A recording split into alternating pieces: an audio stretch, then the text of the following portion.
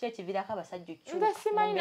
simanyi kimukyusa kubanza nyinza obbanda banneraba nti nsigaddewo nga bwe nnali bwe wanfuna bwe nsigadde naye tegulinaga nti ate gwoli wanjawulo nnyo kati wakyukawo anti abasajja abamu wamala okufuna ate alaba ng'okaddiye okitegeera wabeera nawe emyaka egiwera agenda lawangalayo ka bebi kasire queen wali ate kati kasita ozaalako ebivulo byagaza ati oli maama kati banna batannazaala bakole ki naye wakazaala omwana oluusi omuzaalidde ku myaka 17 olina emyaka 19 wakugambira banna abataazaala bakole kinga kyo koyina ne bosanga 28 asatu naye nga bakyakya myaka 3 bawo bazzalwi balabe naye ng'omusajja emyaka gyalina ogimanyi naye kye batugamba tukole nnyo okitegeera oba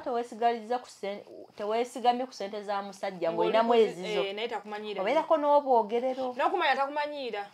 naye batumanyira bagamba kuba nti bebatuliisa bebatukola biki yakulabirira yakola biki ebyo byonna nga yabikola naye